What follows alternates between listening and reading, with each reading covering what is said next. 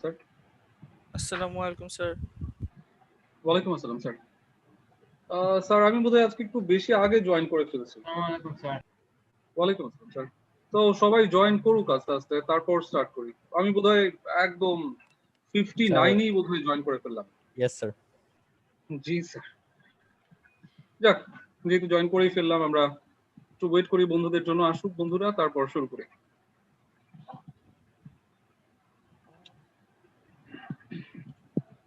আচ্ছা, গতকাল যতটুকু লিখেছিলাম আমি অন্যরা জয়েন করতে করতে ততটুকু পর্যন্ত আবার লিখে রেডি হই, তারপর সবাই আসুক, তারপর আমরা শুরু করব।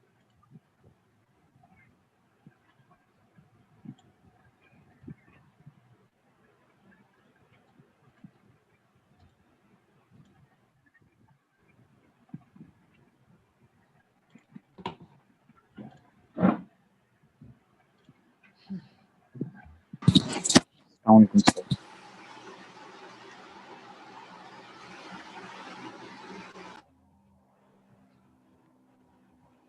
আসসালামু আলাইকুম স্যার। ওয়ালাইকুম আসসালাম sir. Good afternoon sir. Good afternoon sir. আসসালামু আলাইকুম স্যার। ওয়ালাইকুম আসসালাম sir. Good afternoon sir. Good afternoon sir.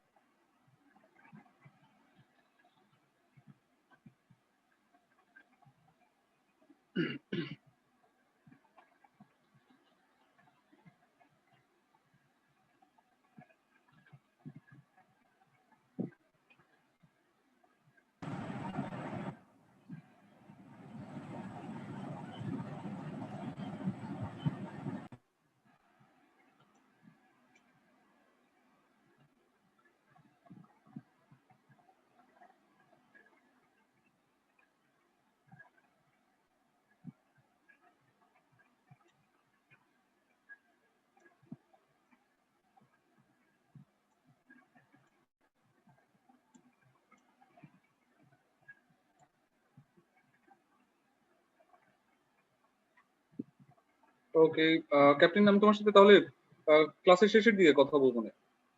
আসো আমরা শুরু করি।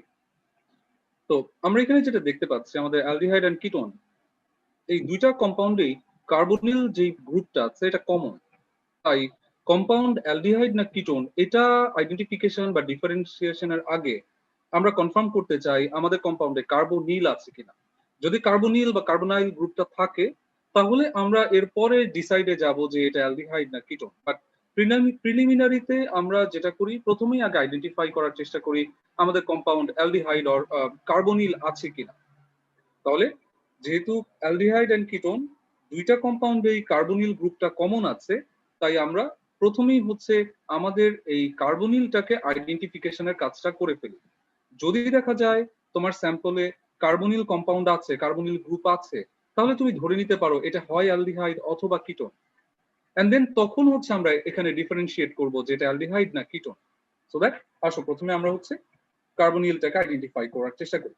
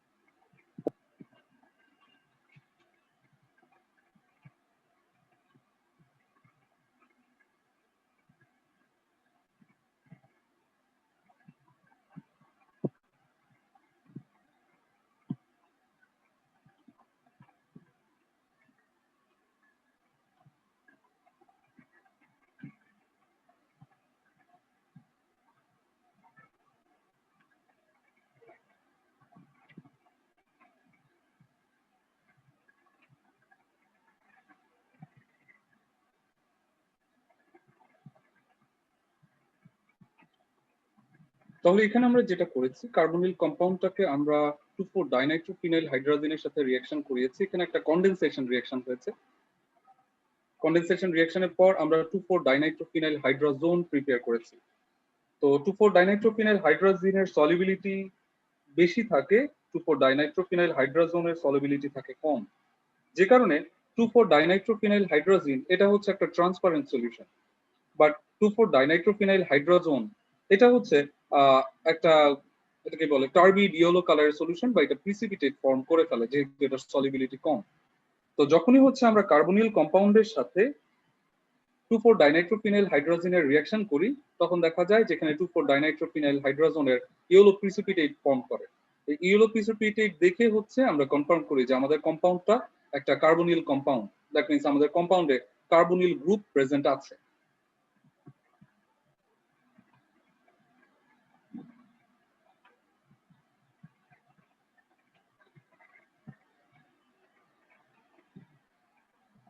স্যার ইয়েলো প্রেসিপিটেট দেখে বুঝবো? জি স্যার, তুমি দেখবে যে তোমার যে টেস্ট টিউব ছিল সেই টেস্ট টিউবটা ট্রান্সপারেন্ট কালারলেস অবস্থা থেকে যখনই 2,4 ডাইনাইট্রোফিনাইল হাইড্রোজেন অ্যাড করছো তখনই দেখবে তোমার টেস্ট টিউবের সলিউশন হচ্ছে ইয়েলো প্রিসিপিটেট ফর্ম করবে। সো সেই ইয়েলো প্রিসিপিটেট দেখে আমরা বুঝতে পারবো যে এটা ডাইনাইট্রোফিনাইল হাইড্রোজোন প্রিপেয়ার করেছে। Thank you sir.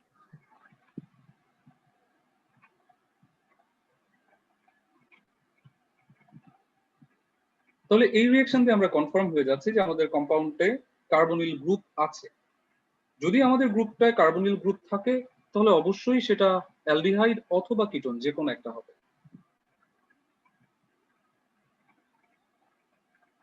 তাহলে আমরা কি ডিফারেন্সিয়েটিং রিঅ্যাকশনটা স্টার্ট করতে পারি? জি স্যার। Yes, sir. ওকে, কারো লেখা বাকি আছে স্যার? একটু ও স্যার স্যার লিখেছি স্যার। ওকে, হ্যাঁ স্যার লিখেছি sir. Okay, thank you sir. Change করলাম। ওকে,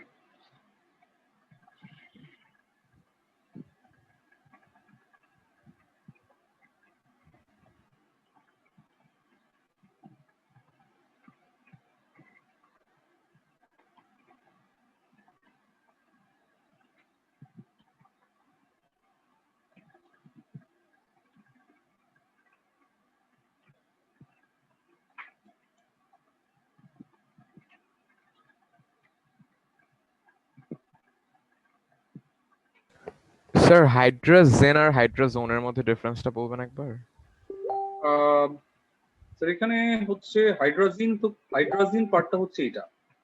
যখনই হাইড্রাজিন কার্বনের সাথে ডাবল বন্ডেড হয়ে যায় তখন তাকে আমরা বলি হাইড্রোজোন। জি স্যার, বুঝতে পারছি।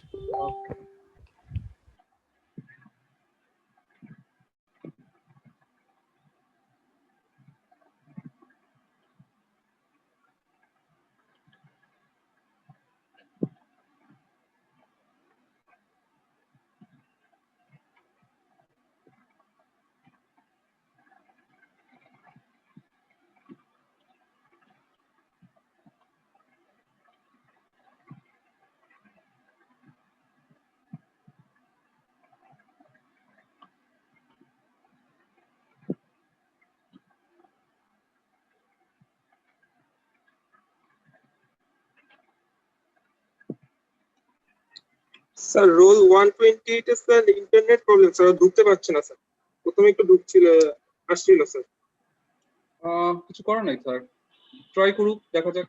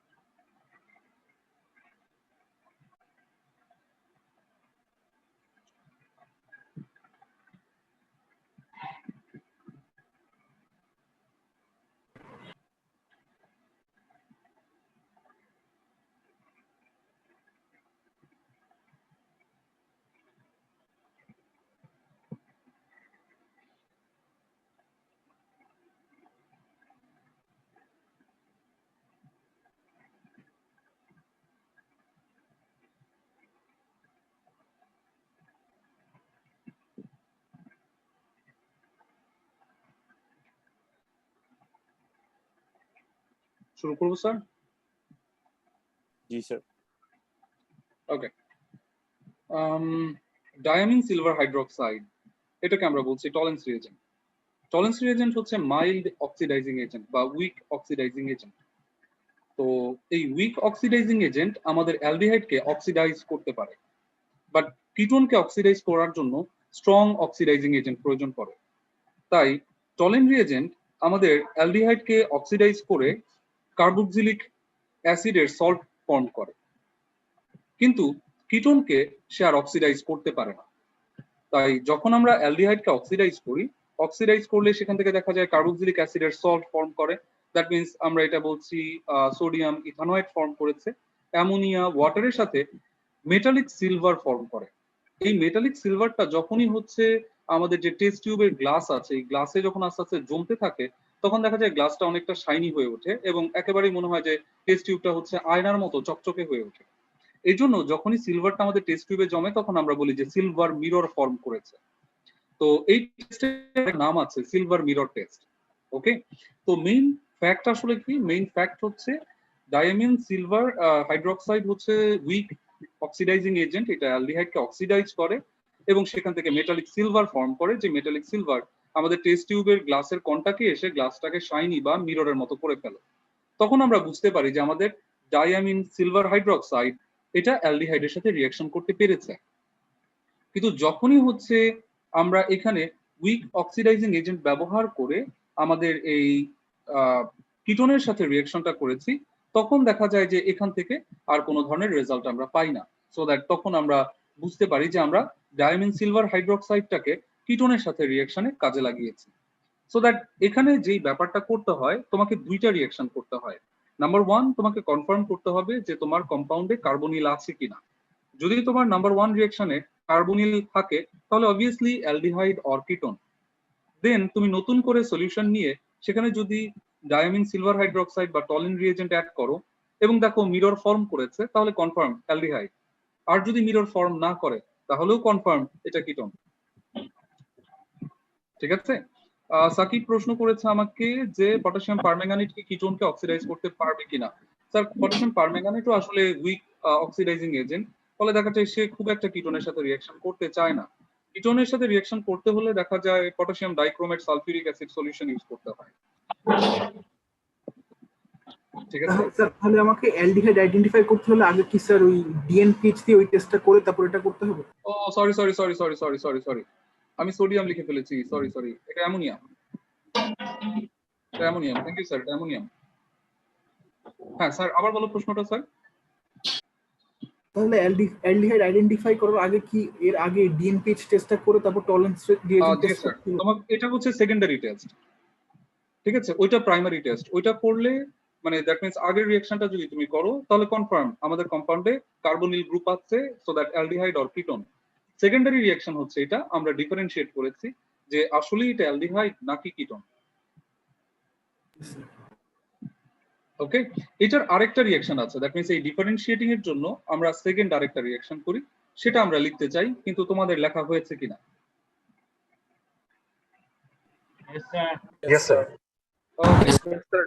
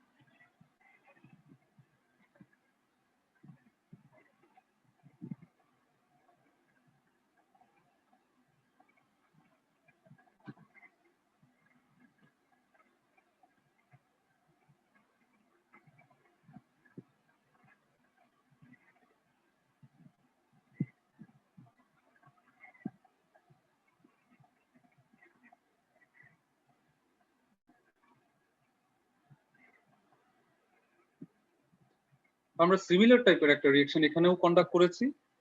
ফেলিং সলিউশন হচ্ছে mixture of copper hydroxide and sodium hydroxide, and failing solution is another mild oxidizing agent. When it reacts with aldehyde, it oxidizes our aldehyde and transforms it to the salt of carboxylic acid, and at that time it forms cuprous oxide, and the solubility of cuprous oxide is much less than cuprous hydroxide, therefore it forms red color precipitate. But copper hydroxide and sodium hydroxide are mixture of copper hydroxide and sodium hydroxide is a mild reagent, so that it doesn't react with ketone, so it doesn't give any reaction or any change. So when we see the red precipitate of cuprous hydroxide, we can confirm that it is an aldehyde group or aldehyde compound.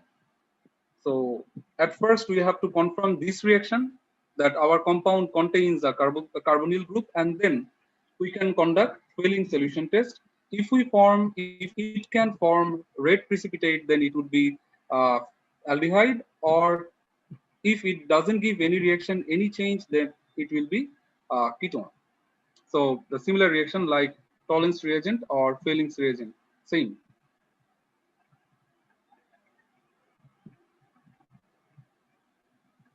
Aldehyde ketone তাহলে আমরা শেষ করে ফেলতে পারি নাকি? জি sir.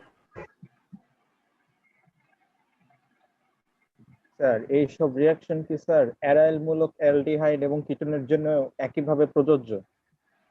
হ্যাঁ, aryl গুলো আসলে সেম রিঅ্যাকশন করে, তো মোটামুটি এই রিঅ্যাকশন গুলো দিয়ে অ্যারাইল পাওয়া যাবে। কিছু কিছু কম্পাউন্ডের ক্ষেত্রে অ্যারাইল আর অ্যালকাইল এক টাইপের রিঅ্যাকশন করে না, কিছু কিছু কম্পাউন্ডের ক্ষেত্রে সিমিলার রিঅ্যাকশন পাওয়া যায়। তাহলে চেঞ্জ করি স্যার আমরা এটা। জি স্যার। ওকে জি স্যার। Yes. এটাই বোধহয় আমাদের last identification of carboxylic group.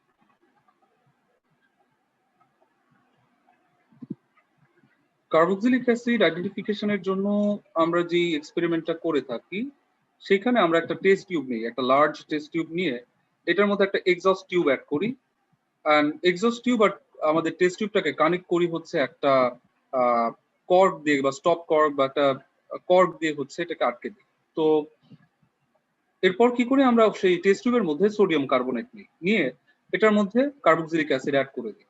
যখনই আমরা সোডিয়াম কার্বনেটের সাথে কার্বক্সিলিক অ্যাসিড অ্যাড করে দিই, সেখান থেকে দেখা যায় যে কার্বক্সিলিক অ্যাসিডের সল্ট ফর্ম করে এবং water and carbon dioxide gas form করে। এই কার্বন ডাইঅক্সাইড গ্যাসটা আমাদের যে এক্সস্ট টিউব আছে সেটা দিয়ে বের হয়ে চলে আসে। এখন এক্সস্ট টিউবের আদার পার্টে যদি তুমি হচ্ছে একটা লাইম ওয়াটারের একটা টেস্ট টিউব ধরো, লাইম ওয়াটার নিয়ে একটা টেস্ট টিউব নাও, তাহলে দেখা যাবে যে সেটা আস্তে আস্তে ক্যালসিয়াম কার্বনেটে ট্রান্সফর্ম হবে। তো লাইম ওয়াটার হচ্ছে দেখা যায় এটা ট্রান্সপারেন্ট কালারের সলিউশন, কিন্তু ক্যালসিয়াম কার্বনেটের সলিবিলিটি কম থাকায় এটা দেখা যায় হোয়াইট টার্বিড কালারের একটা সলিউশন ফর্ম করে। এটা থেকে আমরা কনফার্ম হই যে আমরা আসলে রিঅ্যাকশন করছি কার্বক্সিলিক অ্যাসিডের সাথে, এবং সেই কার্বক্সিলিক অ্যাসিডটাই হচ্ছে আমাদের এখানে কার্বন ডাই অক্সাইড ফর্ম করেছিল, যে কার্বন ডাই অক্সাইডটাকে আমরা ইউজ করেছি পরবর্তীতে। স্যার যারা হচ্ছে এখনো দেখা গেছে যে নামের শুরুতে রোলটা লেখোনি, স্যার প্রথমে রোলটা লেখো, তারপর স্পেস দিয়ে তোমার নামটা লেখো, নাহলে ক্যাপ্টেন হচ্ছে তোমাদের অ্যাটেন্ডেন্স নিতে পারছে না। স্যার কাইন্ডলি তোমাদের নামের শুরুতে তোমাদের রোলটা একটু লিখে দাও। আমি রিনেমটা অন করে দিচ্ছি স্যার, তুমি রিনেম করে নাও স্যার, রিনেম করে রোলটা প্রথমে লিখে তারপর তোমার নামটা লিখে দাও।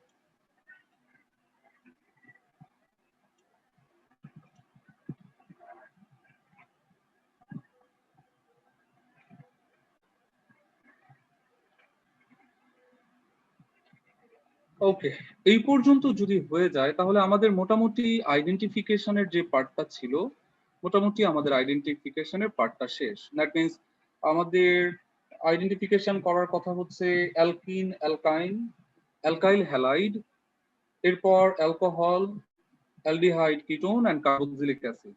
এই কয়টা হচ্ছে আইডেন্টিফিকেশন দরকার পড়ে। তাহলে মোটামুটি আমাদের আইডেন্টিফিকেশন এই পর্যন্তই। আর কিছু টপিক বাকি আছে, সেটা হচ্ছে শুরুর দিকের কিছু টপিক, রিঅ্যাকশন মেকানিজমের কিছু টপিক বাকি আছে। তো আসো আমরা রিঅ্যাকশন মেকানিজমের এই টপিকটাকে নিয়ে একটুখানি কথা বলতে শুরু করি। তাহলে এটা যদি হয়ে যায় আমরা রিঅ্যাকশন মেকানিজমের কিছু টপিক বাকি ছিল সেই টপিকগুলোতে চলে যাই। স্যার এক মিনিট স্যার, প্লিজ একটু এই যে এই স্লাইডে রাখেন, আমার যদি বেশিক্ষণ লাগবে না। ওকে, সমস্যা নেই, ওকে স্যার।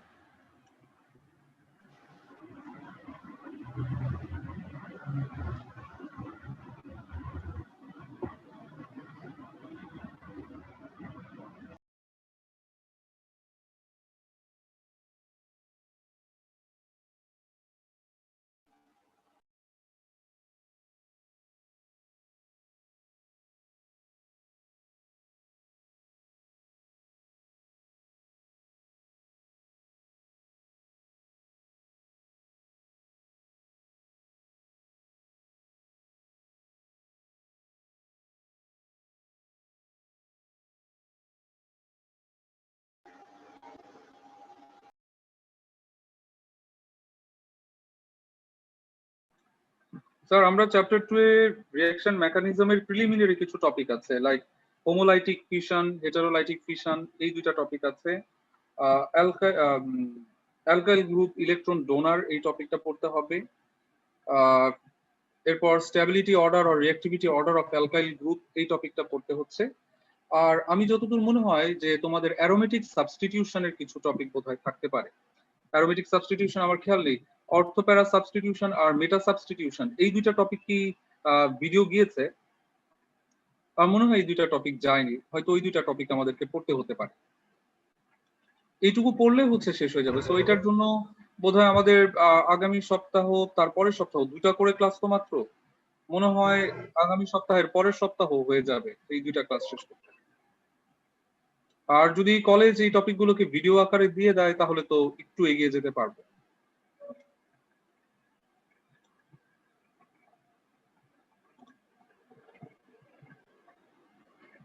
ক্যাপ্টেন তাহলে আমি এগিয়ে গেলাম, আমরা রিঅ্যাকশন মেকানিজম স্টার্ট করছি। স্যার নিয়ে যান। Thank you sir.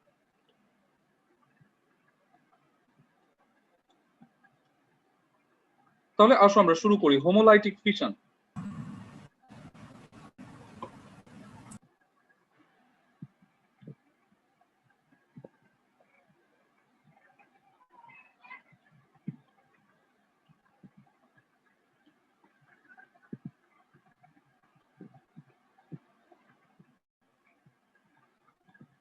তো ফিশন মানে হচ্ছে bond breaking reaction, bond break করে ফেলবো।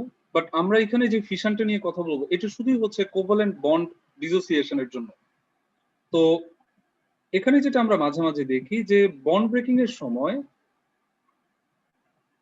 এমন ভাবে বন্ডটা ভেঙে যায় যে বন্ডের যে অ্যাটম গুলো ছিল, যে বন্ধনটা করেছে এই অ্যাটম গুলো, তাদের শেয়ার্ড ইলেকট্রন যে যারটা নিয়ে আলাদা হয়ে যায়।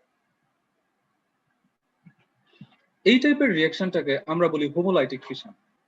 তাহলে হোমোলাইটিক ফিশনের ক্ষেত্রে কি হচ্ছে? হোমোলাইটিক ফিশনের ক্ষেত্রে আমরা যেটা দেখতে পাচ্ছি যে হ্যাঁ sorry for the interruption sir, কিন্তু ওই যে আমাদের 7 মিনিট বাকি আছে স্যার, আর এই যে লাস্ট কয়েক মিনিটের মধ্যে অনেকের ঢোকা হয় আবার অনেকের বের হওয়া হয় স্যার, ওই যে নেটওয়ার্কের প্রবলেম থাকার কারণে। আপনি কাইন্ডলি আপনার ফোন নাম্বারটা দিয়ে দিবেন, আমি লাস্ট মিনিটে চেক করে আপনাকে তাহলে এসএমএস করে দিতে পারবো যে অ্যাটেন্ডেন্সে যারা নাই আর কি। ওকে, এটা আমি করতে পারবো স্যার, বাট এটার জন্য আমাকে একটুখানি কথা বলতে হবে কলেজে, ঠিক আছে? আমি তোমাকে পাঠিয়ে দিব। তুমি যেটা করতে পারো, তুমি জাস্ট শেষে অন এভারেজ যা পেয়েছো সেটা অন এভারেজ দিয়ে দাও, তাহলেই হবে, ঠিক আছে আজকের জন্য। ওকে, নেক্সট দিন আমি তোমাকে আমার নাম্বার প্রোভাইড করব। Okay sir. স্যার এখানে হাইড্রোজেনের পরিবর্তে ক্লোরিন আসার কথা না? জি স্যার, জি স্যার। মানে এখনো হচ্ছে কেন যেন স্লাইডে ইউজ টু হয়ে উঠতে পারছি না মনে হচ্ছে। সো হোমোলাইটিক ফিশন মানেই হচ্ছে ইকুয়ালি ইলেকট্রন নিয়ে আমাদের যে বন্ডেড অ্যাটম তারা ডিভাইড হয়ে যাবে, আলাদা হয়ে যাবে, এবং তখন আমরা দেখা যায় ফ্রি র্যাডিক্যাল ফর্ম করি। ফ্রি র্যাডিক্যাল জিনিসটা কি? ফ্রি র্যাডিক্যাল হচ্ছে আমরা বলতে পারি স্পিসিস, দ্যাট মিনস এটা হতে পারে অ্যাটম অথবা এটা হতে পারে মলিকিউল, তো এই কারণে আমরা বলছি এটা স্পিসিস, যেখানে সে হচ্ছে একটা রিঅ্যাক্টিভ অবস্থায় থেকে তার মধ্যে দেখা যাবে কিছু বিজোড় ইলেকট্রন বা আনপেয়ার্ড ইলেকট্রন থাকবে। দ্যাট মিনস আমরা যদি এটাকে ডেফিনেশনের মতো করে বলতাম তাহলে আমরা বলতাম the species that contains an unpaired electron in its reactive state or in its intermediate state, ঠিক আছে? সো দ্যাট আমাদের একটা স্পিসিস, এটা হতে পারে অ্যাটম, এটা হতে পারে মলিকিউল, এটা তার রিঅ্যাক্টিভ যে স্টেট আছে, রিঅ্যাক্টিভ স্টেট মানে ওই যে অ্যাক্টিভেশন এনার্জি ততক্ষণে সে গ্যাদার করে ফেলেছে, অ্যাক্টিভেশন এনার্জিটা সে পেয়ে গেছে, এরকম একটা অ্যাক্টিভেটেড স্পেসে বা অ্যাক্টিভেটেড অবস্থায় তার যদি একটা আনপেয়ার্ড ইলেকট্রন থাকে তাহলে আমরা তাকে বলি সে হচ্ছে ফ্রি র্যাডিক্যাল। আনপেয়ার্ড ইলেকট্রন মানে তার total number of electron unpaired না, তার অরবিটালে ইলেকট্রন আনপেয়ার্ড থাকবে, ঠিক আছে? তো যদি এরকম হয় যে কোনো একটা অ্যাটম, কোনো একটা র্যাডিক্যাল, কোনো একটা মলিকিউল তার অ্যাক্টিভেটেড স্টেটে এর মধ্যে যদি একটা আনপেয়ার্ড ইলেকট্রন থাকে, আনপেয়ার্ড মানে হচ্ছে টোটাল নাম্বার অফ ইলেকট্রন বলছি না, অরবিটালে ইলেকট্রনটা আনপেয়ার্ড অবস্থায় থাকে, তাহলে আমরা তখন বলবো ফ্রি র্যাডিক্যাল। এই কারণে ফ্রি র্যাডিক্যাল গুলো হাইলি রিঅ্যাক্টিভ হয়ে থাকে।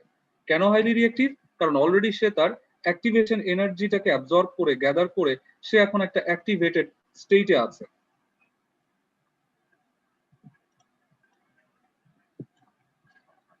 ঠিক এটার ভাইস ভার্সা বা অপোজিট যে রিঅ্যাকশন সেটাকে আমরা বলি হেটারোলাইটিক ফিশন।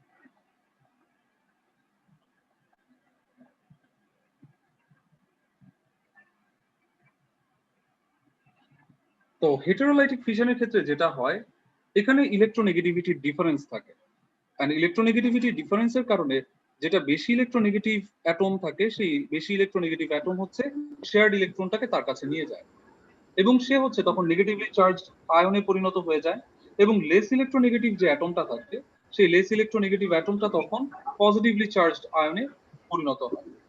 তাহলে আমরা যদি এখানে দুইটাকে কম্পেয়ার করি, কম্পারিজনটা হচ্ছে এরকম, যদি দেখা যায় যে তোমার বন্ডে বা যেখানে বন্ডটা ফর্ম করেছো, যেই কোভ্যালেন্ট বন্ডটা আছে সেখানে যদি ইলেকট্রোনেগেটিভিটি ডিফারেন্স না থাকে বা খুব কম থাকে তাহলে সেটা হোমোলাইটিক ফিশন হতে পারে। অথবা তোমার এই কোভ্যালেন্ট বন্ড ব্রেকিংটা যদি কোন একটা ফ্রি রেডিকেলের ইনফ্লুয়েন্সে হয় তাহলেও তখন সেটা হোমোলাইটিক ফিশন হতে পারে। সেকেন্ডলি, হেটেরোলাইটিক ফিশনটা আমরা পাই হাই ইলেকট্রোনেগেটিভ এলিমেন্টের প্রেজেন্সে। যদি দেখা যায় এখানে পোলারিটি এক্সিস্টেন্স থাকে, পোলারিটি থাকে, তাহলে তখন দেখা যায় এখানে partial positive partial negative pole তৈরি হয়, এন্ড দেন এই বন্ড ব্রেকিং এ তখন হচ্ছে আমরা plus ion and minus ion form করতে পারি। তখন হচ্ছে আমরা এটাকে বলি যে এটা হেটারোলাইটিক ফিশন হয়েছে।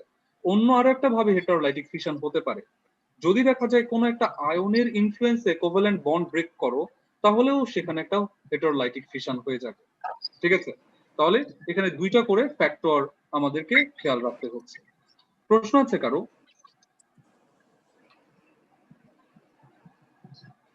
স্যার হোমোলাইটিক ফিশনে কি শুধুমাত্র নিউট্রাল অ্যাটমই তৈরি হয় স্যার? জি sir, homolytic always neutral atom, that means radical form হয়।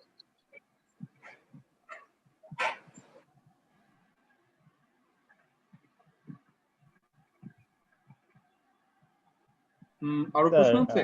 হোমোলাইটিক না হেটারোলাইটিক ফিশনের মধ্যে কোনটা স্যার তৈরি করতে বন্ডে মানে এক্সটার্নাল ফ্যাক্টরস এর রোল বেশি, অর্থাৎ স্যার এখানে যে বন্ডটা ভাঙতে কোনটাতে বেশি প্রয়োজন হয় হিট এনার্জি? স্যার এটা আসলে কিন্তু ডিপেন্ড করে, এটা তুমি এক্স্যাক্টলি ওইভাবে হয়তো বলতে পারবে না যে আসলে কোনটা হবে। এটা এখন বন্ড টু বন্ড ডিফার করবে।